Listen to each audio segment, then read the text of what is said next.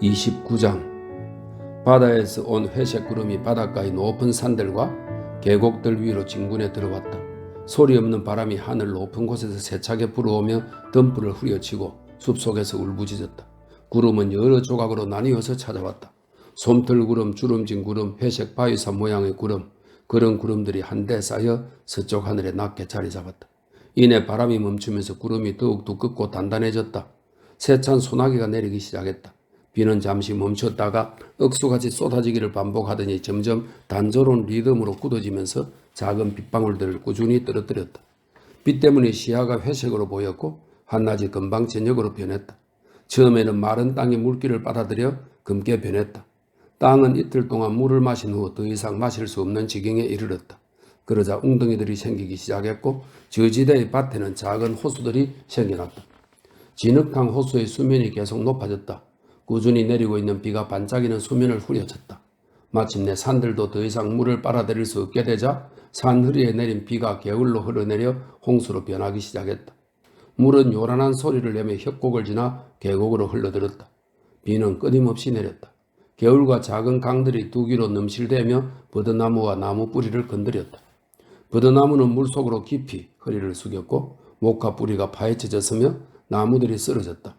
뚝을 따라 흙탕물이 소용돌이 치며 뚝을 기어오르다가 마침내 밭으로, 가수원으로, 검은 목화줄기가 서있는 목화밭으로 흘러넘쳤다. 평평한 밭은 널찍한 회색 호수가 되었고 빗물이 수면을 후려쳤다. 그 물이 인해 고속도로로 흘러넘치자 자동차들은 물살을 가르며 천천히 움직였다. 자동차가 지나간 자리에서는 흙탕물이 소용돌이 쳤다. 자신을 두드려대는 빗줄기 아래에서 대지가 속삭였고 도도하게 거품을 일으키며 흘러가는 홍수 아래에서 개울이 천둥 같은 소리를 냈다. 처음에 비가 시작되었을 때 이주민들은 천막 안에 모여 앉아 이런 얘기를 했다. 비가 금방 그칠 거야. 비가 얼마나 계속될 것 같아? 웅덩이가 생기기 시작하자 남자들이 삽을 들고 빗속으로 나가 천막 주위에 작은 둑을 쌓았다. 그러나 빗줄기는 천막의 캔버스 천을 두드리다가 마침내 그 안으로 스며들어 천막 안에 개울을 만들었다. 남자들이 만든 작은 둑마저 썰려가 버리자 물이 안으로 들어와서 매트리스와 담요를 적셨다. 사람들은 젖은 옷을 입고 앉아 있었다. 그들은 상자들을 쌓고 그 위에 널빤지를 놓았다. 그리고 밤이나 낮이나 그 널빤지 위에 앉아 있었다. 천막들 옆에는 낡은 자동차들이 있었다. 물기 때문에 점화장치의 배선이 고장나고 기화기가 고장났다. 작은 회색빛 천막들은 호수 속에 서 있었다. 이제는 사람들이 그 자리를 떠나는 수밖에 없었다. 그러나 배선이 망가진 차에는 시동이 걸리지 않았다. 설사 시동이 걸린다 해도 바퀴가 진흙 속에 깊이 박혀 있었다. 사람들은 젖은 담요를 품에 안고 물살을 헤치며 그 자리를 떠났다. 아이들과 노인을 품에 안고 첨벙첨벙 물소리를 내며 걸었다. 높은 곳에 흙간이라도 하나 있으면 절망적인 표정으로 몸을 부들부들 떨고 있는 사람들이 모여들어 그곳을 가득 채웠다. 이윽고 사람들 몇 명이 구호소를 찾아갔다. 그러나 그들은 슬픈 얼굴로 돌아왔다. 규칙이 있대. 여기서 1년을 살아야 도움을 받을 수 있다는군. 정부가 도와줄 거라고 했어. 언젠가 될지 그건 자기들도 모르지만. 무엇보다 두려운 일이 점점 다가오고 있었다. 앞으로 석 달 동안 일자리는 눈을 씻고 찾아봐도 없을 것이다. 흙간에는 사람들이 한데 뭉쳐서 앉아 있었다. 두려움이 그들을 엄습하자 그들의 얼굴이 잿빛으로 변했다. 아이들은 배고프다고 울어댔지만 먹을 것이 없었다. 이윽고 질병이 찾아왔다. 폐렴, 눈과 유두에 돋는 발진, 비는 계속 내리고 물이 고속도로로 흘러넘쳤다. 배수로는 더 이상 물을 감당하지 못했다. 천막에서, 사람들로 북적거리는 흙간에서 물에 흠뻑 젖은 남자들이 나왔다. 옷은 젖은 걸레 같았고 신발은 진흙 반죽 같았다. 그들이 첨벙첨벙 물소리를 내며 도시로, 동네 가게로, 구호소로 갔다. 음식을 구걸하려고, 굽슬거리면서 음식을 구걸하려고, 도와달라고 애걸 하려고, 때로는 물건을 훔치려 하기도 하고 거짓말도 했다. 그렇게 애원을 하고 굽실거리면서 절망적인 분노가 끓어오르기 시작했다. 작은 도시에서는 주민들이 물에 흠뻑 젖은 사람들에게 느끼던 연민이 분노로 변했다. 그리고 굶주린 사람들에 대한 분노가 다시 그들에 대한 두려움으로 변했다. 이윽고 보안관들이 보안관보를 대거 새로 고용하고 소총, 최루탄, 탄약 등을 서둘러 주문했다. 굶주린 남자들은 가게 뒤에 골목길을 가득 채우고 서서 빵을 구걸하고 썩은 야채를 구걸했다. 기회가 생기면 물건을 훔치기도 했다. 의사의 집 앞에서 누군가가 필사적으로 문을 두드릴 때면 의사는 항상 바쁘다고 핑계를 댔다. 슬픔에 젖은 사람들이 동네 가게에 들러 금시관에게 차를 보내달라고 연락해달라는 부탁을 했다. 금시관들은 그리 바쁘지 않은 모양이었다. 그들이 진흙탕을 뚫고 차를 가져와서 죽은 사람들을 실어갔다. 비가 사정없이 쏟아지고 개울물이 뚝을 무너뜨리면서 사방으로 퍼져나갔다. 굶주림과 두려움에 시달리며 흙간에 모여 젖은 건초더미 속에 누워있던 사람들의 마음속에 분노가 생겨났다. 이었고 소년들이 밖으로 나왔다. 구걸을 하기 위해서가 아니라 물건을 훔치기 위해서였다. 남자들도 힘없이 밖으로 나왔다. 물건을 훔쳐보려고. 보안관들은 보안관 보드를 새로 채용하고 소총을 새로 주문했다. 비가 새지 않는 집에서 편안히 살고 있는 사람들은 처음에는 동정을 느꼈지만 나중에는 그것이 혐오로 바뀌었다가 결국 이주민들에 대한 정오로 변했다. 비가 새는 흙간의 젖은 근처에서 폐렴 때문에 숨도 제대로 못 쉬는 여자들이 아이를 낳았다. 노인들은 구석에 웅크린 자세 그대로 죽어갔다. 그래서 금시관들은 그들의 시체를 똑바로 펼 수 없었다. 밤이 되면 절박해진 남자들이 대담하게 닭장으로 가서 꽥꽥 소리를 질러대는 닭을 훔쳤다. 사람들이 총을 쏘아도 그들은 달아나지 않고 심드렁한 얼굴로 물을 튀기면서 사라졌다. 그러다가 총에 맞으면 지친 듯이 진흙 속으로 푹 쓰러졌다. 비가 그쳤다. 밭에는 여전히 물이 차 있어서 수면에 회색빛 하늘이 비쳤다. 땅 위에서 물이 제잘거리며 흘렀다. 남자들이 흙간에서 나왔다. 그들은 바닥에 앉아 물에 잠긴 땅을 바라보았다. 그들은 아무 말도 하지 않았다. 가끔 아주 작은 소리로 이야기를 하기도 했다. 봄까지 일이 없어. 일이 없다고. 일이 없으면 돈도 없고 먹을 것도 없는 거야. 말을 갖고 있는 사람들은 땅을 갈고 풀을 벨 때 말을 이용하지. 하지만 말들이 일을 하지 않는다고 해서 녀석들을 굶길 생각을 하는 사람은 없을 거야. 그건 말 얘기지. 우린 사람이잖아. 여자들은 남자를 쳐도 지켜보았다. 결국 파국이 왔는지 보려고. 여자들은 말없이 서서 지켜보았다. 모여있는 남자들의 얼굴에서 공포가 사라지고 대신 분노가 나타났다. 여자들은 안도의 한숨을 쉬었다. 걱정할 필요가 없다는 것을 알았으므로. 아직 파국은 오지 않았다. 두려움이 분노로 변할 수 있는 한 파국은 결코 오지 않을 것이다. 작은 새싹들이 땅을 뚫고 솟아나왔다. 며칠이 지나자 산들은 연한 초록색으로 물들어 또 한 해가 시작되었음을 알리고 있었다. 마지막입니다. 30장. 유계화차 천막촌에도 물이 웅덩이를 이루고 있었다. 빗줄기가 진흙탕 속에 떨어지며 첨벙첨벙 소리를 냈다. 작은 개울이 점점 두 귀로 기어오르며 유계화차들이 서 있는 저지대를 향해 움직였다. 비가 온 지 이틀째 되는 날 엘은 화차 중간을 막아놓았던 방수포를 떼어내서 밖으로 나가 트럭 앞부분을 덮었다. 그리고 화차 안으로 돌아와 자신의 매트리스 위에 앉았다. 이제 중간을 막아주는 것이 사라졌으므로 화차 안의 두 가족은 하나였다. 남자들은 망연한 기분으로 함께 앉아있었다. 어머니는 불이 꺼지지 않게 하면서도 나무를 절약하려고 풍로에 나무가지를 조금씩 집어넣었다. 그의 평평한 편의 화차 지붕에 비가 마구 쏟아졌다. 사흘째가 되자 웨인라이트 일가가 불안해하기 시작했다. 웨인라이트 부인이 말했다. 여기서 떠나는 게 낫지 않을까요? 어머니는 그들을 만류하려고 애썼다. 어디로 가시려고요? 지붕에서 비가 안 새는 데가 어디 있는지 아세요? 몰라요. 하지만 왠지 떠나야 할 것 같아요. 이런 이야기를 나누면서 어머니는 엘의 표정을 살폈다.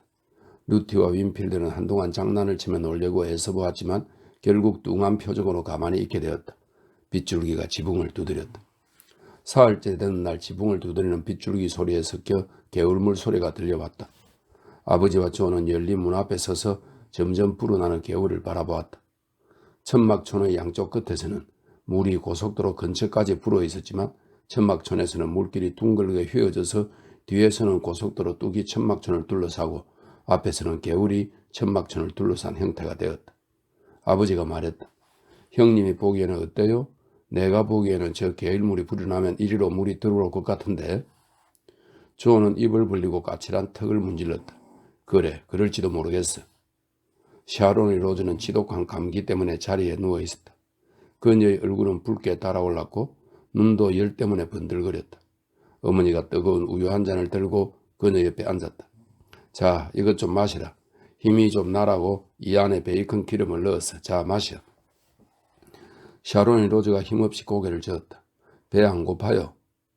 아버지가 손가락으로 허공에 둥글게 휘어진 선을 그렸다. 만약 우리가 전부 삽을 들고 나가서 뚝을 쌓으면 틀림없이 물을 막을 수 있을 거예요. 저기서 저기 위쪽까지만 쌓으면 돼요. 맞아. 조언이 맞장구를 쳤다. 그럴지도 모르겠어. 그런데 다른 사람들이 하려고 할까? 아마 차라리 다른 데로 떠나려고 할걸? 하지만 이 화차는 물이 안 새잖아요. 아버지가 강한 어조로 말했다. 여기만큼 물이 안 새는 데는 없을 거예요. 형님은 여기서 잠깐 기다리고 계세요. 화차 안에 쌓아놓은 땔감 더미 속에서 아버지는 나뭇가지를 하나 꺼냈다. 그리고 통로로 내려가 진흙물을 튀기면서 개울로 향하더니 소용돌이 치고 있는 개울가에 나뭇가지를 똑바로 세웠다. 잠시 후 아버지가 화차로 돌아갔다. 아이고, 다 젖어버렸네. 아버지가 말했다. 두 사람은 물가에 꽂아놓은 작은 나뭇가지에서 눈을 떼지 않았다. 물이 나뭇가지 주위로 서서히 차올라 둑을 기어오르는 것이 보였다. 아버지가 문간에 주저앉았다. 아버지가 말했다. 빨리 오네. 다른 사람들한테 가서 얘기해 봐야겠어요. 도랑을 파는데 도와줄 수 있느냐고. 사람들이 안 한다고 하면 여기서 나가는 수밖에 없겠죠. 아버지는 기다란 화차 안의 저편에 있는 웨인라이트 일가를 바라보았다. 엘이 그곳에서 아기와 나란히 앉아 있었다. 아버지가 그쪽으로 향했다. 물이 불어나고 있어요. 우리가 뚝을 쌓으면 어떨까요? 다 같이 도우면 할 수 있을 것 같은데. 웨인라이트가 말했다. 우리도 마침 얘기를 하고 있었어요. 아무래도 우리는 여기를 떠나야 할 것 같아요.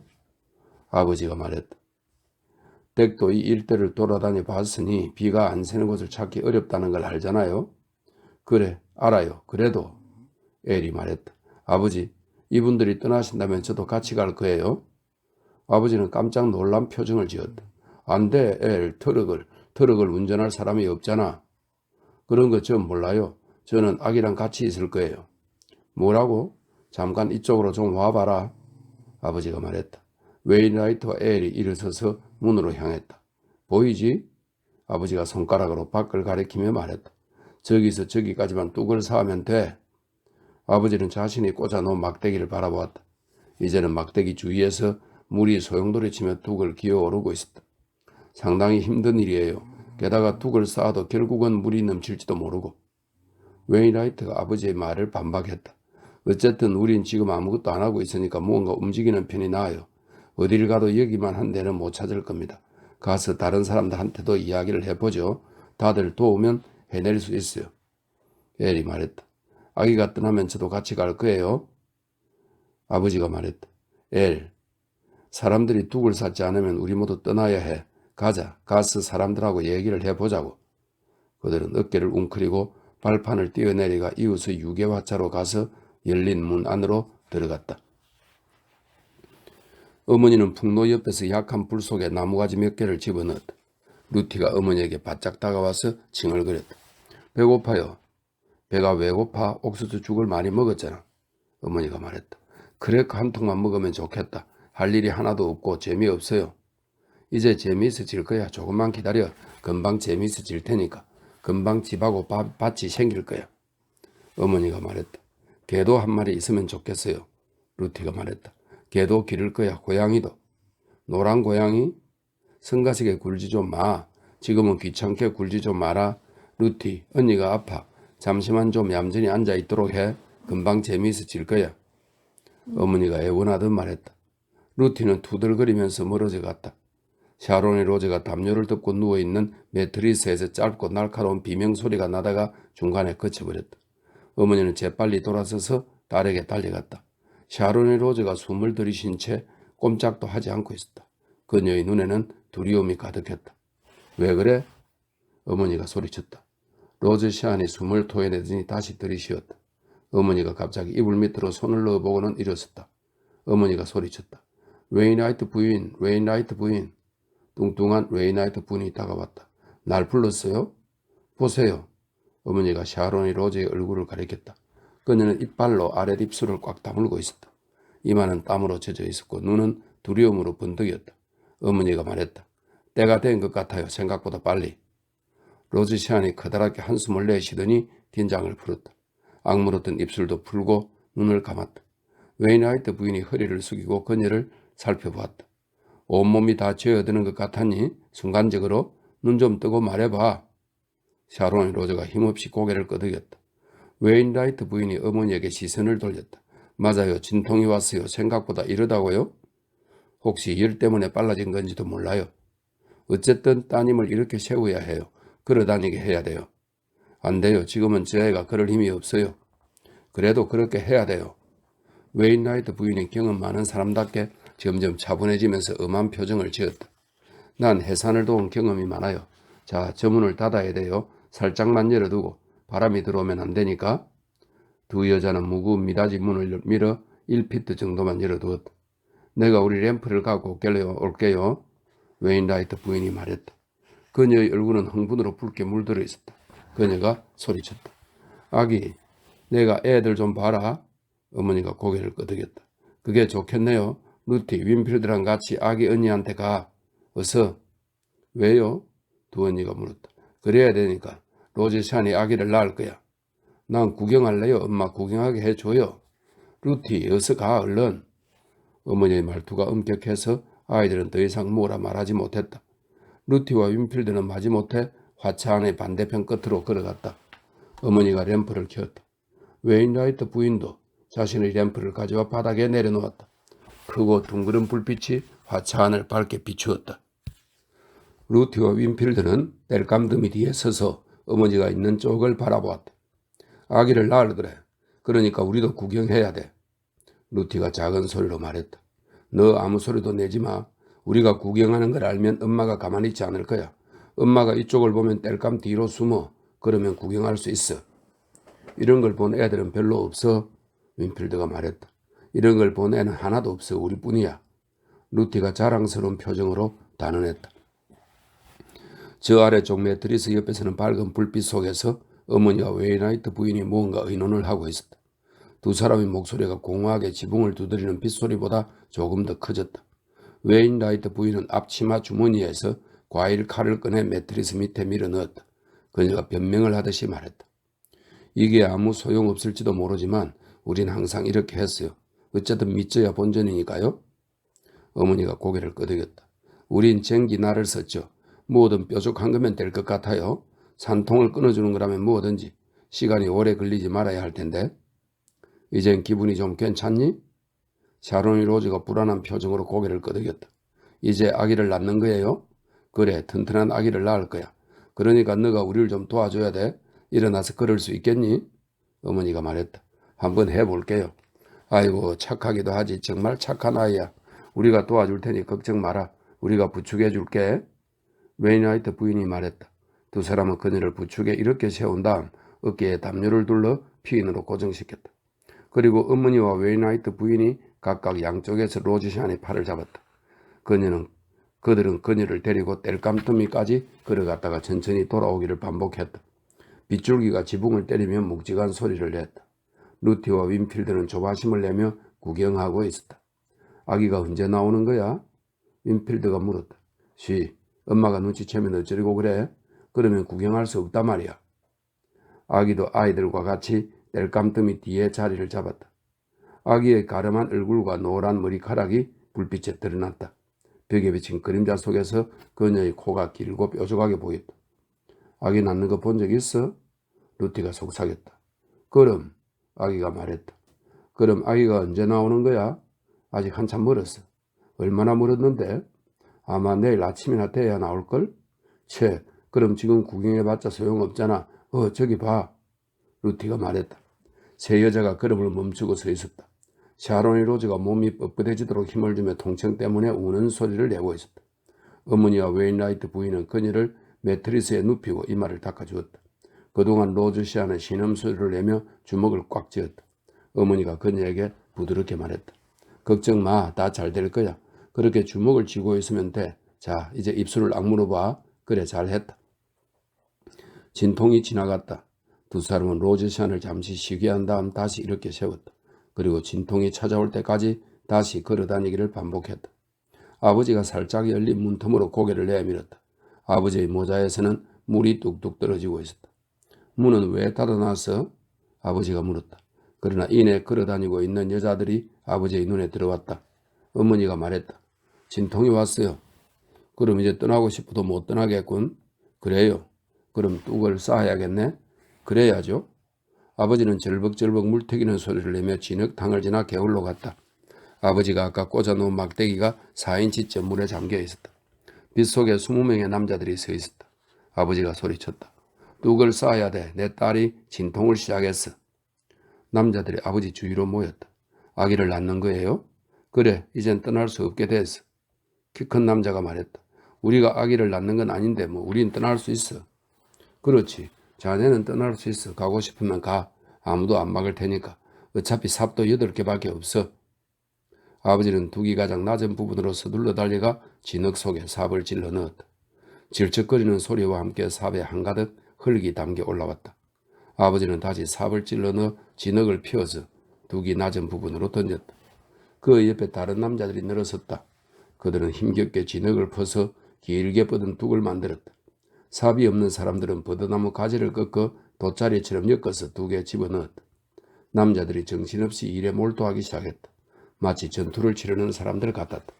한 사람이 삽을 떨어뜨리면 다른 사람이 그 삽을 잡았다. 다들 겉옷과 모자를 벗어던졌다. 셔츠와 바지가 몸에 찰싹 달라붙고 신발은 진흙이 잔뜩 달라붙어 원래 모양을 알 길이 없었다. 조드 일가의 화차에서 날카로운 비명소리가 들려왔다. 남자들은 일을 멈추고 불안한 표정으로 귀를 기울이다가 다시 일에 덤벼들었다. 작은 둑이 점점 길어지다가 마침내 양쪽 끝의 고속도로 둑과 맞닿았다. 남자들은 이제 지쳐 있었다. 삽이 움직이는 속도가 느려졌다. 물이 서서히 차올랐다. 남자들이 처음으로 흙을 쌓아 둑을 만든 곳에서 물이 넘실거렸다. 아버지가 의기양양하게 웃음을 터뜨렸다. 아버지가 소리쳤다. 우리가 둑을 쌓지 않았다면 물이 넘쳤을 거야. 새로 쌓은 둑을 따라 물이 서서히 차오르며 버드나무 돗자리를 찢어 발겼다. 더 높이 쌓아야 돼. 아버지가 소리쳤다. 더 높이 쌓아야 돼. 저녁이 왔지만 남자들은 일을 계속했다.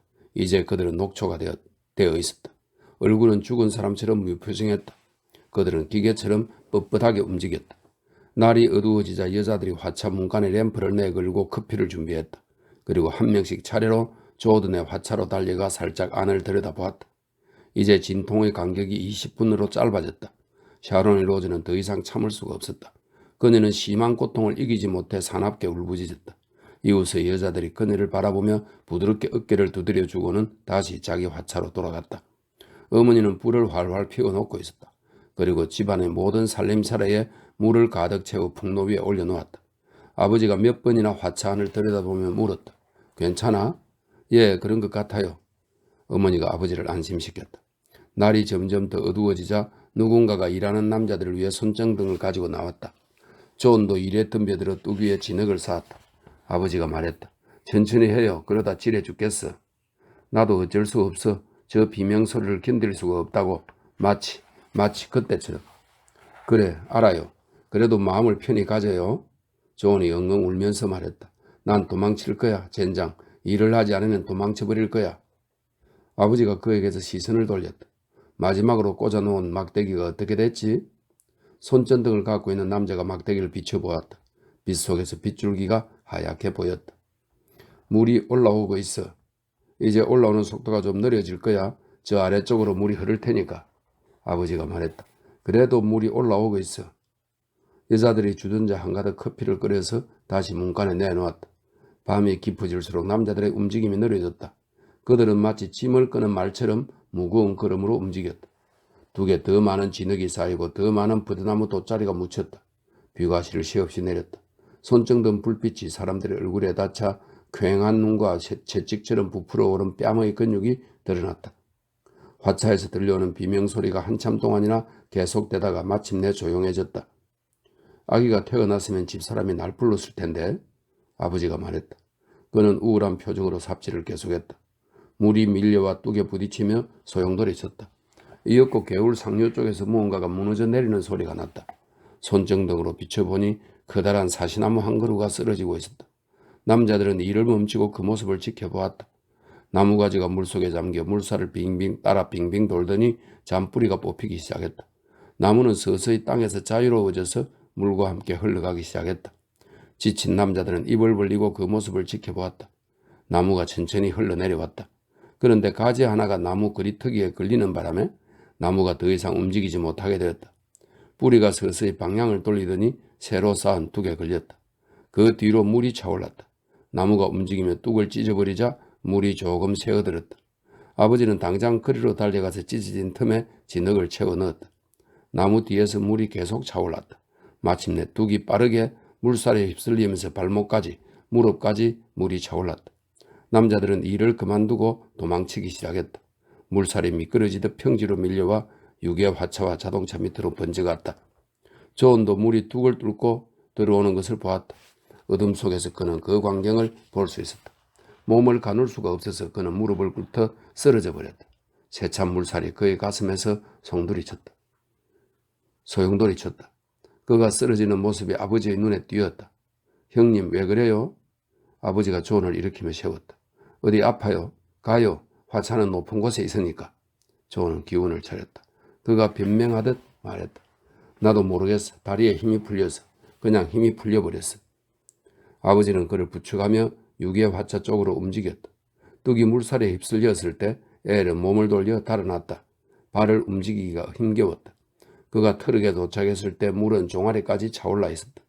그는 트럭 앞부분을 덮어놓았던 방수포를 젖히고 차 안으로 뛰어들었다. 그리고 시동 발판을 눌렀다. 엔진이 부릉부릉 돌아갔지만 시동은 걸리지 않았다. 그는 엔진의 초크를 깊숙이 당겼다. 건전지가 물에 흠뻑 젖어 모터를 돌렸지만 모터 돌아가는 소리가 점점 느려졌다. 시동이 걸리는 소리도 들리지 않았다. 몇 번이나 되풀이해봐도 속도는 점점 느려질 뿐이었다. 엘은 점화 스위치를 높였다. 그리고 좌석 밑을 더듬어 크랭크를 찾아내서는 밖으로 뛰어내렸다. 물은 트럭 발판보다 높게 올라와 있었다. 그는 정신없이 크랭크를 끼워 돌리고 또 돌렸다. 그가 크랭크를 돌릴 때마다 그의 손이 서서히 높아지고 있는 물과 부딪혀 물이 튀었다. 마침내 그의 열기가 사라져버렸다. 모터에는 물이 가득 차 있었고 건전지도 망가져버렸다. 트럭이 세워져 있는 곳보다 조금 높은 곳에서는 두 대의 자동차가 시동을 걸고 헤드라이트를 켜놓고 있었다. 자동차는 진흙 속에서 허둥거리며 움직이려 했었지만 바퀴가 진흙 속으로 점점 파고 들어갈 뿐이었다. 결국 그 차의 운전자들은 시동을 끄고 가만히 앉아서 헤드라이트 불빛만 바라보았다. 불빛 속에서 쏟아지는 빗줄기가 하얗게 보였다. 엘은 천천히 트럭으로 돌아가 손을 뻗어 점화 스위치를 껐다. 아버지가 화차의 발판에 도착해보니 발판 아래쪽 끝이 물속에 둥둥 떠 있었다. 아버지는 발판을 밟아 물속의 진흙에 쑤셔 넣었다. 올라갈 수 있겠어요, 형님? 괜찮을 거야. 먼저 올라가. 아버지는 조심스레 발판을 올라가 좁은 문틈으로 몸을 밀어 넣었다. 램프 두 개의 불빛이 약하게 낮춰져 있었다. 어머니는 매트리스에 누운 샤론의 로즈 옆에 앉아 죽은 듯 꼼짝도 하지 않고 있는 그녀의 얼굴에 마분지로 부채질을 했다. 웨인라이트 부인은 마른 나무를 풍로에 넣었다. 풍로 뚜껑 주위로 축축한 연기가 스며 나오고 장작타는 냄새가 차 안을 가득 채웠다. 어머니가 안으로 들어오는 아버지를 쳐다보다가 재빨리 시선을 떨구었다. 아버지가 물었다. 로드샤는 어때? 어머니는 고개를 들지 않고 대답했다. 괜찮은 것 같아요. 자고 있어요. 아기를 낳을 때 나는 냄새 때문에 숨이 막힐 지경이었다. 존이 발판을 힘겹게 기어 올라와서 벽에 몸을 기대고 똑바로 세웠다. 웨인라이트 부인이 하던 일을 그만두고 아버지에게 다가와 그의 팔꿈치를 끌고 화차 구석으로 갔다. 그리고 램프를 들어 구석에 놓인 사과 상자를 비췄다. 신문지 위에 퍼렇고 쭈글쭈글한 작은 미라 같은 것이 있었다. 숨도 한 번 못 쉬었어요. 처음부터 죽어 있었어요. 웨인라이트 부인이 부드럽게 말했다. 존이 방향을 돌려 피곤한 발걸음으로 어두운 구석을 찾아갔다. 이제는 지붕에 떨어지는 빗줄기가 부드러운 휘파람 소리를 내고 있었다. 소리가 하도 작아서 존이 어둠 속에서 피곤해 젖혀 코를 훌쩍이는 소리가 들릴 정도였다. 아버지는 시선을 들어 웨인라이트 부인을 바라보았다. 그리고 그녀의 손에서 램프를 빼앗아 바닥에 내려놓았다. 루티와 윈필드는 매트리스에서 자고 있었다. 빛을 가리려고 눈 위에 팔을 얹은 자세로.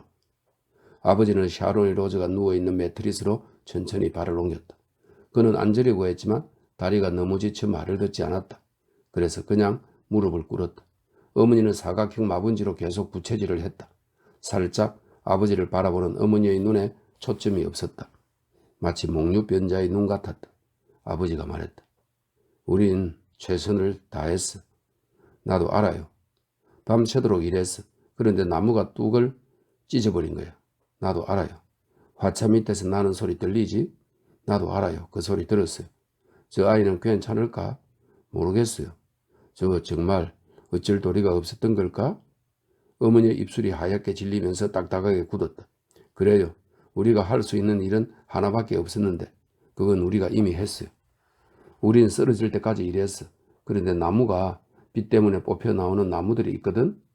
어머니는 천장을 바라보다가 다시 시선을 떨어뜨렸다. 아버지가 말을 계속했다. 말을 하지 않으면 안 될 것 같았다. 물이 얼마나 올라올지 모르겠어. 어쩌면 이 안으로 물이 들어올지도 몰라. 나도 알아요. 당신은 모르는 게 없군. 어머니는 말이 없었다. 여전히 마분지로 천천히 부채질을 하면서. 우리가 뭘 잘못한 걸까? 아버지가 간절한 목소리로 말했다. 우리가 할 수 있는 일이 없었을까? 어머니가 이상한 표정으로 아버지를 바라보았다. 그리고 새하얗게 질린 입술로 꿈꾸듯 연민이 어린 미소를 지었다. 자책하지 말아요. 그만해요. 다 잘 될 거예요. 변해가고 있어요. 모든 것이. 아마 물 때문에 여길 떠나야 할지도 몰라. 떠날 때가 되면 떠나겠죠. 꼭 그래야 한다면 그럴 거예요. 이제 그만하세요. 그러다 얘가 깨겠어요. 웨인라이트 부인이 나무가지를 가져와 물에 흠뻑 젖어 연기를 피어올리고 있는 불 속에 쑤셔 넣었다. 바깥에서 누군가의 성난 목소리가 들려왔다. 내가 들어가서 이 개자식을 직접 만나야겠어. 그러자 문 바로 바깥에서 엘의 목소리가 들려왔다. 어딜 들어가겠다는 거예요? 들어가서 그 조드라는 자식을 봐야겠다니까? 안 돼요. 도대체 왜 이러세요? 그놈이 둑을 쌓자는 바보 같은 소리만 안 했어도 우린 떠났을 거야. 이제 우리 차가 완전히 죽어버렸다고. 우리 차는 뭐 신나게 달리는 줄 알아요? 어쨌든 들어갈 거야. 엘이 차가운 목소리로 말했다. 들어가 볼 테면 어디 들어가 보시죠. 아버지가 천천히 일어서서 문으로 갔다. 됐다, 엘. 내가 나가면 됐어, 엘. 아버지가 발판을 내려갔다.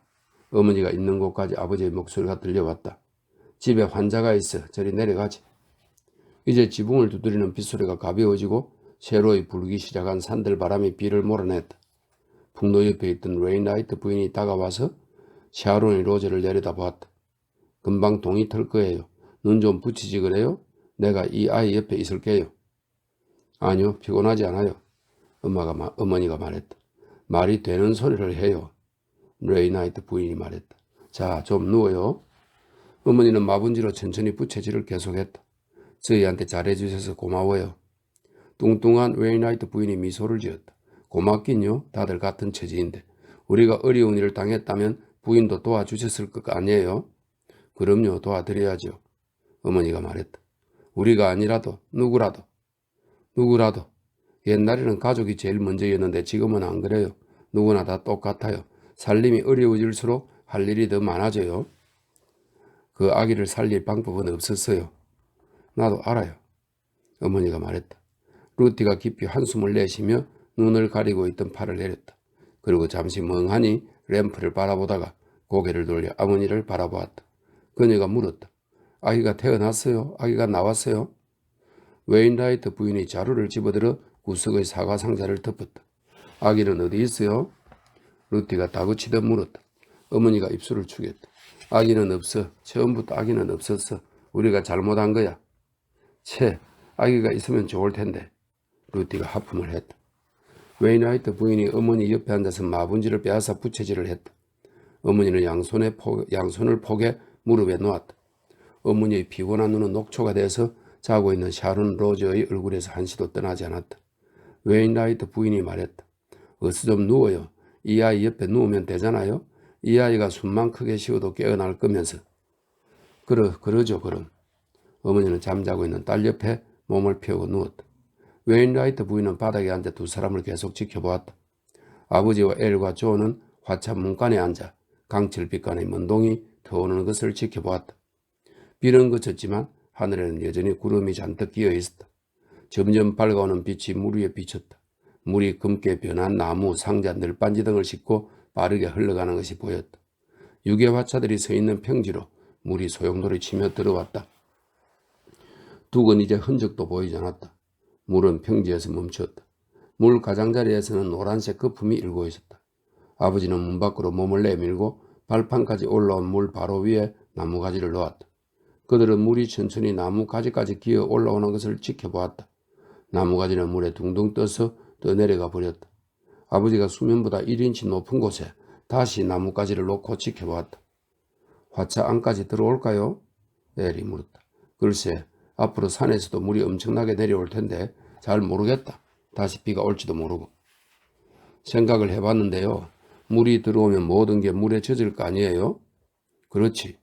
하지만 물이 안으로 들어와 봤자 3, 4피트 높이밖에 안 될 거예요. 고속도로 쪽에서 먼저 흘러가서 사방으로 퍼질 테니까. 너가 그걸 어떻게 알아? 아버지가 물었다. 저쪽 화차 끝에서 제가 눈으로 재봤거든요. 그가 손을 들어 올렸다. 물이 이 정도쯤 올라올 거예요. 그건 그렇다 치고 그래서 뭐가 어쨌다는 건데? 아버지가 말했다. 어차피 우린 여기 없을 텐데. 우린 여기 있어야 돼요. 트럭이 여기 있잖아요. 물이 빠진 다음에 트럭에서 물을 빼내는데 일주일이 걸려요. 그래서 너 생각이 뭐냐? 트럭 화물칸 벽을 뜯어내서 일종의 단을 만드는 거예요. 그리고 그 위에 물건을 쌓아두고 우리도 앉아있는 거죠. 그래. 그럼 음식은 어떻게 만들고 식사는 어떻게 하고? 뭐 그래도 물건이 젖지는 않을 거예요. 바깥에서 빛이 점점 강해졌다. 회색의 금속성 빛이었다. 아버지가 두 번째로 놓아둔 막대기가 물에 떠내려갔다. 아버지는 더 높은 곳에 다시 막대기를 놓았다. 분명히 올라오고 있어. 너 말대로 하는 게 나을 것 같다. 어머니가 잠결에 불안한 듯 몸을 뒤척였다. 그러더니 갑자기 눈을 커다랗게 뜨고 날카롭게 외쳤다. 톰, 예, 톰. 웨인라이트 부인이 부드러운 말로 어머니를 달랬다. 어머니는 다시 눈을 감았지만 여전히 꿈을 꾸는 듯 몸을 뒤척였다. 웨인라이트 부인이 일어나 문 쪽으로 왔다. 그녀가 작은 목소리로 말했다. 저기요, 우리가 여길 금방 떠나기는 걸렀어요. 그녀는 사과 상자가 놓여있는 구석을 가리켰다. 저건 좋지 않아요. 가슴만 아프지. 저걸 가지고 나가서 묻어줄 수 있어요? 남자들은 말이 없었다. 마침내 아버지가 입을 열었다. 부인 말씀이 옳아요. 가슴만 아프죠. 하지만 저걸 묻는 건 법에 어긋나는 일인데. 법에 어긋나지만 어쩔 수 없이 해야 하는 일이 많아요. 그렇죠. 엘이 말했다. 물이 더 올라오기 전에 트럭 벽을 떼어내야 해요. 아버지가 존에게 시선을 돌렸다. 엘이랑 내가 나무를 베어올 테니 형님이 저걸 가지고 가서 좀 묻어줄래요? 존이 시무룩한 표정으로 말했다. 왜 내가 그걸 해야 되는데? 다른 사람이 해도 되잖아. 난 싫어. 그러나 잠시 후 이렇게 덧붙였다. 알았어. 내가 하지. 알았어. 내가 한다고. 그거 이리 줘. 존의 목소리가 높아지기 시작했다. 빨리 달란 말이야. 그러다 저쪽에서 자는 사람들이 깨겠어요. 웨인라이트 부인이 말했다. 그녀는 사과 상자를 문간으로 가져와 그 위를 자루로 보기 좋게 덮었다. 삽은 바로 형님 뒤에 있어요. 아버지가 말했다. 존은 한 손에 삽을 들고 천천히 흐르고 있는 물 속으로 발을 디뎠다. 물이 거의 허리까지 올라온 다음에야 발이 땅에 닿았다. 그는 방향을 돌리며 사과 상자를 발 밑에 끼웠다. 아버지가 말했다. 가자 엘, 나무를 가져와야지. 휘꺼무리한 새벽빛 속에서 존은 물살을 헤치며 화차 끝으로 가서 저도 일가의 트럭을 지나쳤다. 그리고 고속도로를 향해 미끄러운 둑을 올라갔다. 그는 고속도로를 따라 걸으며 유개 화차들이 늘어선 평지를 지나친 다음 소용돌이 치는 물살이 거의 도로까지 올라온 곳에 이르렀다. 길가에서 버드나무가 자라고 있는 곳이었다. 그는 삽을 내려놓고 상자를 앞에 든 채 조심스레 덤불을 뚫고 들어가 빠르게 흘러가는 개울 가장자리에 이르렀다. 그는 한동안 그 자리에 서서 소용돌이 치며 흘러가는 물을 바라보았다. 물이 지나가고 나면 버드나무 줄기 사이에 노란색 거품이 남았다. 그는 사과 상자를 가슴에 안고 허리를 구부려 물 위에 상자를 내려놓은 다음 손으로 붙들었다. 그리고 거친 어조로 말했다. 가서 사람들한테 말해라. 그리로 흘러가서 거기서 썩어 사람들에게 알게 해.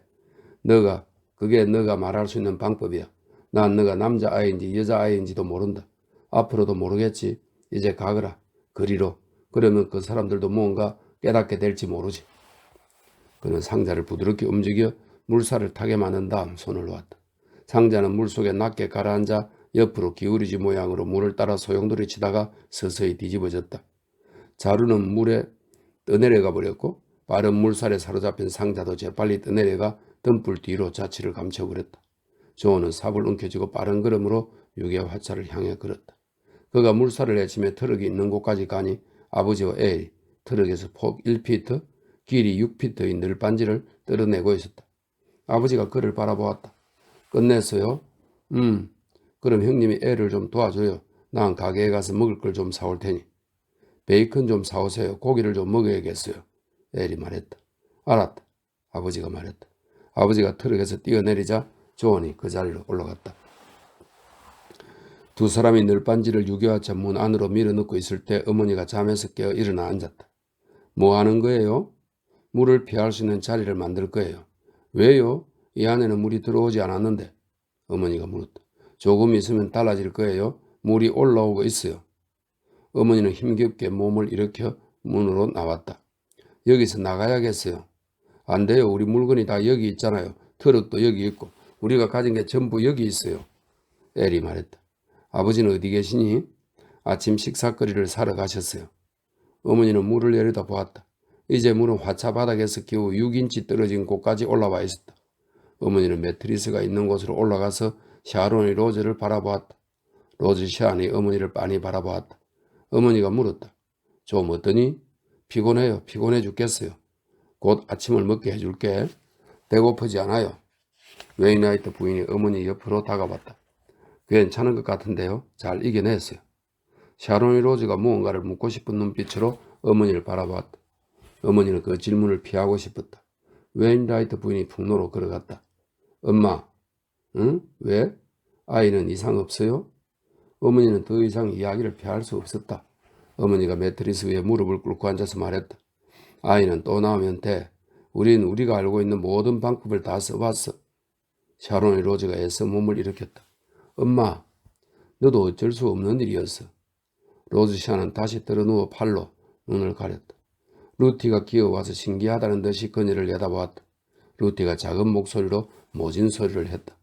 언니가 아픈 거예요, 엄마? 언니가 죽어요? 말도 안 되는 소리 하지마. 언니는 괜찮을 거야.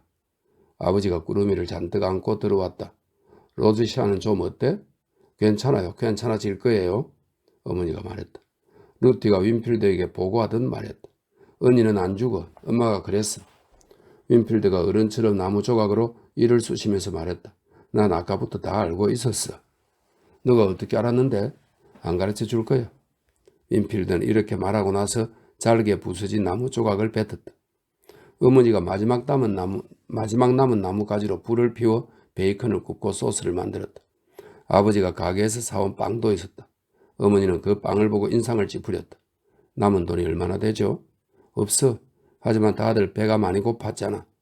아버지가 말했다. 그래서 가게에서 빵을 사왔다고요? 어머니가 비난하듯 말했다. 배고파 죽을 지경이었는데 뭘 밤새 일했다고. 어머니가 한숨을 쉬었다. 이제 앞으로 어떻게 하지? 식사를 하는 동안 물이 계속 기어 올라왔다. 엘은 음식을 얼른 먹어치우고 아버지와 함께 단을 만들었다. 너비 5피트, 길이 6피트인 단을 바닥에서 4피트 정도 만든 것이다. 물은 화차 문 앞까지 올라와서 한참 동안 망설이는 듯 하더니 결국 천천히 안으로 들어오기 시작했다. 밖에서는 다시 비가 내리기 시작했다. 전에 내렸던 비처럼 굵고 무거운 빗방울들이 수면을 후려치고 지붕을 두드렸다. 서둘러요. 매트리스를 올리자고요. 담요도 올리고 그래야 젖지 않을 테니까. 엘이 말했다. 그들은 물건들을 단 위에 올렸다. 물이 화차 바닥으로 슬금슬금 기어들어왔다. 아버지와 어머니, 엘과 존은 샤론이 로즈가 누워있는 매트리스로 가서 내 귀퉁이를 붙들고 단 위에 쌓인 물건들 위로 들어올렸다. 로즈사는 가만히 있지 않았다. 나도 그럴 수 있어요. 난 괜찮다고요. 물이 바닥 위로 살금살금 기어들어왔다. 얇은 막처럼. 샤론이 로즈가 어머니에게 뭐라고 속삭였고 어머니는 손을 담요 밑으로 집어넣어 그녀의 가슴을 만져본 다음 고개를 끄덕였다. 화차의 저편에서 웨이나이트 일가도 단을 만들고 있었다. 빗줄기가 굵어지다가 이내 그쳐버렸다. 어머니가 자신의 발을 내려다보았다. 이제 물은 화차 바닥에 반인치 깊이로 올라와 있었다. 루티, 윈필드. 어머니가 정신없이 아이들을 불렀다. 짐 위로 올라가. 이러다 감기 들겠다. 어머니는 아이들이 짐 위로 안전하게 올라가 샤론이 로즈 옆에 옹색하게 앉는 모습을 지켜보았다. 갑자기 어머니가 말했다. 여기서 나가야 해. 그럴 수 없어. 아버지가 말했다. 엘이 말했잖아. 우리 물건이 다 여기 있다고. 화차 문짝을 뜯어내서 앉을 자리를 더 만들 거야. 식구들은 불안한 표정으로 말없이 단 위에 모여 앉아있었다. 물이 화차 안에서 6인치 높이까지 차올랐을 무렵 바깥에서도 고속도로의 뚜기로 물이 넘쳐 흘러 건너편 목화밭까지 번져나가기 시작했다. 그날 낮과 밤에 사람들은 유교화차에 나란히 앉아 물에 흠뻑 젖은 채 잠을 잤다. 어머니는 샤론이 로즈 옆에 바싹 붙어 누워 있었다. 가끔은 어머니가 로즈 샤넬에게 뭐라고 속삭이기도 하고 생각에 잠긴 얼굴로 조용히 일어나 앉기도 했다. 어머니는 가게에서 사온 빵 중에 먹고 남은 것을 담요 밑에 숨겨두었다. 이제는 비가 가늘적으로 내리고 있었다. 잠깐 소나기가 내리다가 잠잠해지는 시기였다. 두 번째 날 아침 아버지는 물살을 헤치며 밖으로 나갔다가 주머니에 감자 10개를 담고 돌아왔다. 아버지가 화차의 내벽 일부를 뜯어내 불을 피우고 냄비에 물을 채우는 동안 어머니는 우울한 표정으로 아버지를 지켜보았다.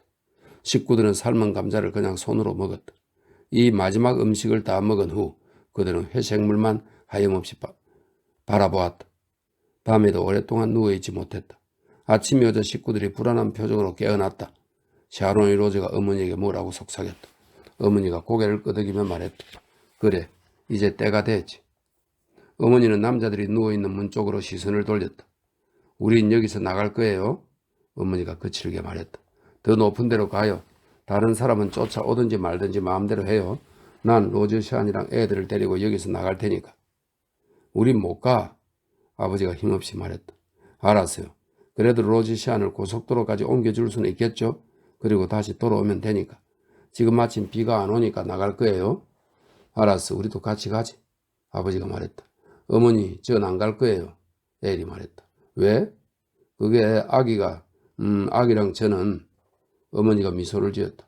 당연하지. 넌 여기 남아라, 엘. 너가 짐을 간수해. 물이 빠지면 물론 우리가 돌아올 거야. 서둘러요. 다시 비가 내리기 전에. 마지막 말은 어머니가 아버지에게 한 말이었다. 서둘러라, 로즈샨. 물이 안 든 곳으로 갈 거야. 내가 걸어갈게요. 도로에서는 좀 걸어도 되겠지, 여보? 등을 구부려요. 아버지는 물속으로 내려왔었다. 어머니가 로즈샨을 부축에 단에서 내려오게 한 다음 화차 안을 가로질러 문으로 갔다. 아버지는 로즈샨을 안아 가능한 한 높이 들어올린 다음 깊은 물을 헤치며 조심스레 나아가 화차 옆을 돌아 고속도로로 향했다. 고속도로에 이르자 아버지는 로즈샨을 바닥에 내려주고 몸을 바로 잡아주었다. 조언이 루티를 안고 뒤를 따랐다. 어머니가 물속으로 들어갔다. 한순간 치맛자락이 어머니 주위에서 물결을 쳤다. 윈필드, 엄마 어깨에 타. 엘, 물이 빠지는 대로 돌아올게, 엘. 어머니는 잠시 물을 멈췄다가 다시 이었다. 혹시 톰이 오거든 우리가 돌아올 거라고 해. 조심하라는 얘기도 하고 윈필드 내 어깨에 타. 그래, 발을 움직이면 안 된다. 어머니는 가슴 높이까지 올라오는 물속에서 비틀거리며 앞으로 나아갔다. 어머니가 고속도로 뚝에 이르자 아버지와 존이 어머니를 도와 도로 위로 끌어올린 다음 어깨에 타고 있던 윈필드를 내려주었다. 그들은 고속도로에 서서 물이 가득 들어찬 주변과 금붉은 유계화차, 천천히 흘러가는 물속에 깊이 잠긴 트럭과 자동차들을 돌아보았다. 그렇게 서 있는 동안 안개비가 내리기 시작했다. 이젠 그만 가야죠. 로제샹 걸을 수 있겠니? 어머니가 말했다. 좀 어지러워요. 잔뜩 두들겨 맞은 것 같아. 로제샹이 말했다. 가긴 가는데 어디로 가지? 아버지가 투덜거렸다. 나도 몰라요. 로제샹이나 도와줘요. 어머니는 로제샹의 오른팔을 붙들었고 아버지가 왼팔을 붙들었다. 어디든 물이 안 든 곳으로 가야죠. 그래야 돼요. 식구들 옷이 이틀 내내 젖어 있었잖아요. 그들은 고속도로를 따라 천천히 움직였다. 길가의 개울에서 세차게 흘러가는 물소리가 들렸다. 루티와 윈필드는 도로에 차 있는 물을 찰박거리며 함께 걸었다. 그들은 도로를 따라 느릿느릿 움직였다. 하늘이 점점 어두워지고 빗줄기가 굵어졌다. 고속도로에서는 차 한 대 지나가지 않았다. 서둘러야겠어요. 로즈샨이 흠뻑 젖어버리면 어떻게 될지 몰라요. 어머니가 말했다. 서둘러서 어디로 가야 하는지 말을 안 했잖아. 아버지가 빈정거렸다. 도로가 개울을 따라 둥글게 휘어졌다.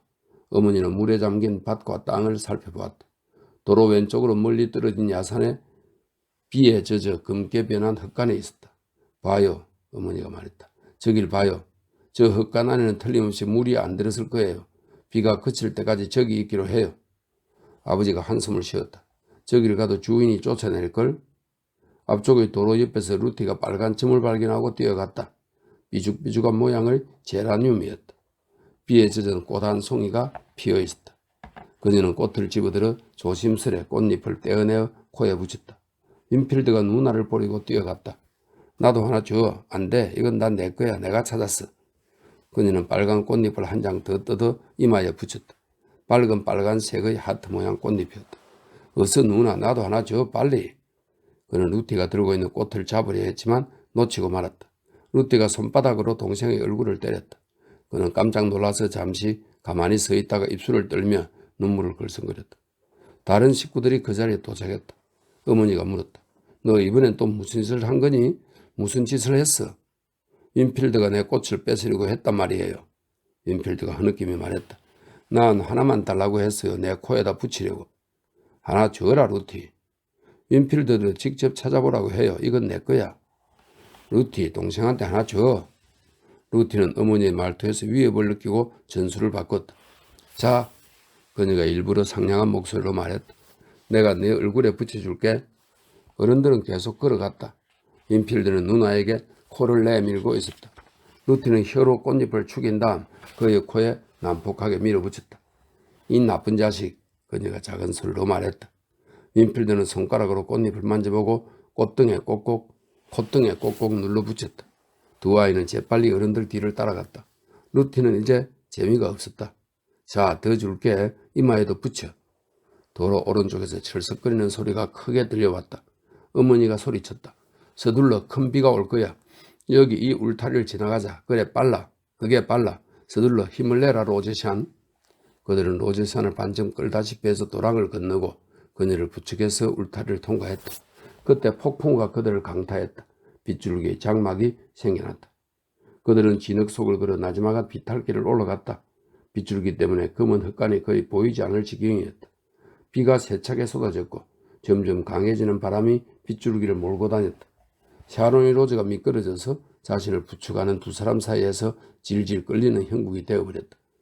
여보, 당신이 저 애 좀 안아줘요. 아버지가 몸을 숙여 로즈 샨을 안아 올렸다. 어쨌든 속까지 흠뻑 젖었어. 아버지가 말했다. 서둘러라 윈필드 루티. 먼저 뛰어가. 그들은 숨을 헐떡이며 비에 흠뻑 젖은 흙간에 도착해 트인 벽을 통해 비틀거리며 안으로 들어갔다. 그쪽에는 문도 없었다. 녹슨 농기구 몇 개가 여기저기 놓여 있었다. 둥근 쟁기, 망가진 경운기, 무쇠 수레바퀴 등이었다. 비가 지붕을 두드렸다. 빗줄기 때문에 입구에 커튼이 켜진 것 같았다. 아버지가 기름 때 묻은 상자 위에 샤론이 로즈를 조심스레 내려놓았다. 아버지가 말했다. 이런 세상에 안쪽에 근초가 있을지도 몰라요. 봐요. 저기 문이 있어요. 어머니가 말했다. 그녀는 녹슨 경칩이 달린 문을 열었다. 근초가 있어요. 어머니가 소리쳤다. 어서 들어와요. 안은 어두웠다. 널빤지 사이의 틈으로 희미한 빛이 새어 들어왔다. 누워라 로즈샨. 누워서 좀 쉬어. 내가 옷을 말릴 방법을 좀 생각해 볼 테니까. 어머니가 말했다. 엄마. 윈필드가 말했다. 그러나 지붕을 두드리는 빗소리에 그의 목소리가 묻혀버렸다. 엄마. 왜 그러니? 봐요 저기 구석에. 어머니가 그쪽을 보았다. 어둠 속에 두 사람이 있었다. 바닥에 등을 대고 누운 남자와 그 옆에 앉아있는 남자아이. 아이는 눈을 크게 뜨고 새로 들어온 사람들을 뚫어지게 바라보고 있었다. 어머니가 두 사람을 바라보았을 때 남자아이가 천천히 일어서서 어머니에게 다가와 갈라진 목소리로 말했다. 여기 주인이세요? 아니, 그냥 비를 피하려고 들어왔어. 우리 딸이 아프거든. 혹시 마른 담요 없니? 우리 딸이 입고 있는 젖은 옷을 벗기고 싶은데. 어머니가 말했다. 남자아이는 구석으로 다시 가서 더러운 이불을 가져와 어머니에게 내밀었다. 고맙구나. 저분은 왜 저러시니? 남자아이는 갈라진 목소리로 아무 억양 없이 말했다. 처음에는 아파서 그랬는데 지금은 배가 고파서 그래요. 뭐? 배가 고프다고요. 목화밭에서 병에 걸렸어요. 엿새 동안 아무것도 못 드셨어요. 어머니는 구석으로 걸어가 남자를 내려다보았다. 50살쯤 되어 보이는 남자였다. 구레나룻이 있는 얼굴은 몹시 수척했고 눈은 멍하니 어딘가를 바라보고 있었다. 남자아이가 어머니 옆에 와서 섰다. 어머니가 물었다. 너희 아버지시니? 예, 배가 안 고프다고 하셨어요. 아니면 금방 먹었다고 하시거나 그러고는 저한테 음식을 주셨어요. 그러더니 지금은 기운이 없어서 움직이지도 못해요. 지붕을 두드리는 빗소리가 약해져 부드럽게 철썩거리는 소리로 바뀌었다. 수척한 남자가 입술을 달싹거렸다. 어머니는 그 옆에 무릎을 꿇고 앉아 귀를 가까이 댔다. 그의 입술이 다시 움직였다. 어머니가 말했다. 알았어요. 걱정 마세요. 이 애는 괜찮을 거예요. 제가 우리 딸애가 입고 있는 젖은 옷을 벗기고 올 테니까 잠깐 기다려요. 어머니는 로제샨에게 돌아갔다. 옷을 벗어라. 어머니가 말했다. 어머니는 이불을 들어 딸의 모습을 가렸다. 그녀가 옷을 다 벗자 어머니는 이불을 접어 딸의 몸에 둘러주었다. 남자아이가 다시 어머니 옆으로 와서 말했다. 저는 몰랐어요. 방금 먹었다고도 하시고 배가 안 고프다고도 하셔서 어젯밤에 제가 나가서 창문을 부수고 빵을 좀 훔쳐왔어요. 그걸 아버지한테 억지로 먹였는데 전부 토해버렸어요. 그러고는 더 약해지신 거예요. 스프나 우유가 있어야 하는데 우유 살 돈 좀 있어요? 어머니가 말했다. 쉬, 걱정 마라. 우리가 방법을 생각해 볼게. 갑자기 아이가 소리쳤다. 저러다 우리 아버지 죽는단 말이에요. 굶어 죽어요. 쉬, 어머니가 말했다. 그리고 아픈 남자를 응시하며 무력하게 서 있는 아버지와 존을 바라보았다. 이불을 두른 채 웅크리고 있는 샤론의 로제도 바라보았다. 어머니의 시선이 샤론의 로제의 눈을 지나쳤다가 다시 되돌아왔다. 두 여자는 서로의 눈을 한참 동안 바라보았다. 로즈샨의 숨이 점점 가빠지기 시작했다. 그녀가 말했다. 알았어요. 어머니가 미소를 지었다. 그래, 내가 그럴 줄 알았어. 그럴 줄 알았어. 어머니는 무릎 위에서 단단히 깍지를 끼고 있는 자신의 손을 내려다보았다. 샤론의 로즈가 작은 소리로 말했다. 전부 나가줄래요? 빗줄기가 지붕을 가볍게 두드렸다. 어머니는 허리를 구부려 딸의 이마에 헝클어져 있는 머리카락을 손바닥으로 쓸어 올리고 이마에 입을 맞췄다. 그리고 재빨리 일어섰다. 가요 다들. 어머니가 소리쳤다. 저쪽 농기구 창고로 가요. 루티가 뭐라고 말을 하려 했다. 어머니가 말했다. 쉬, 입 다물고 가. 어머니는 식구들을 문 밖으로 몰아내고 남자아이와 함께 밖으로 나가 삐걱거리는 문을 닫았다. 샤론이 로즈는 빗소리가 작게 들리는 흙간에서 잠시 가만히 앉아 있었다. 그러더니 지친 몸을 힘겹게 일으켜 이불을 여몄다. 그녀는 천천히 구석으로 가서 남자의 쇠잔한 얼굴을 내려다보며 겁에 질려 크게 뜨고 있는 그 눈을 들여다보았다. 그리고 천천히 그 옆에 누웠다. 남자가 느릿느릿 고개를 저었다. 샤론이 로즈는 입을 한쪽을 열고 자신의 가슴을 드러냈다. 드셔야 해요. 그녀가 말했다. 그리고 몸을 움직여 가까이 다가가서 그의 머리를 끌어당겼다. 자, 그녀가 말했다. 자요. 그녀의 손이 그의 머리 뒤로 돌아가서 머리를 받쳤다. 그녀의 손가락은 그의 머리카락을 부드럽게 쓸어주었다. 그녀는 시선을 들어 건너편 벽을 바라보았다. 그녀의 입술이 한데 모이더니 알 수 없는 미소를 지었다. 예, 이렇게 해서 존 스타인백의 분노의 포도 1권 2권 모두 읽었습니다. 마음이 많이 무겁네요.